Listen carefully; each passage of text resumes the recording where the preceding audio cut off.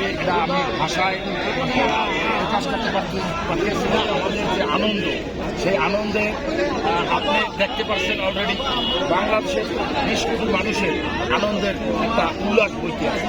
এবং এই বাংলাদেশের 20 কোটি মানুষের নেতা তারেক রহমান আসলে বাংলাদেশের সব কিছু ঘুরে যাবে এবং আগামী নেতৃত্ব তারেক রহমানের মাধ্যমে বাংলাদেশ গঠিত হবে। এই এবং ধানের শেষকে বিজয় করবে সবাই, এই আশা ব্যক্ত করেই আমার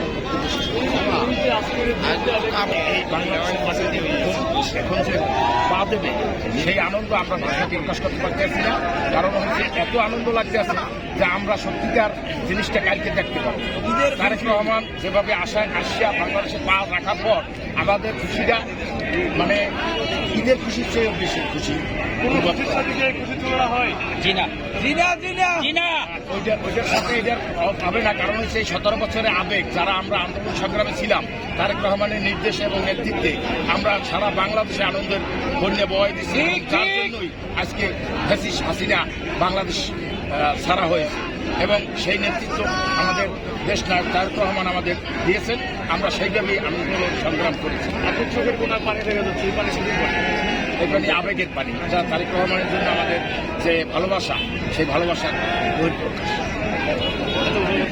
জি, অনেক নির্যাতিত কি ধরনের নির্যাতন শিকার হয়েছে? আমরা 17 বছরে আমার ছেলে মেয়ে আছে, আমার ছেলে মেয়ে আমাকে সঠিকভাবে পায় না, আমরা ঘরে ঠিকভাবে ঘুমাইতে পারি না এবং আমাদের অনেক হামলা মামলা এবং মানে দলের ভিতরে এখন যে যারা আন্দোলন সংগ্রামে ছিল না তারাও এখন দেখা যায় যে বিএনপি যে আমরা যারা আন্দোলন সংগ্রামে ছিলাম তাদেরকে ক্ষতিগ্রস্ত হইতে এই জন্য এখন তারেক রহমান আসলে অবশ্যই আমরা বুক ফুলিয়ে যত নেতারা আসবেন এবং সালাম লাগাইছে নেত্রী।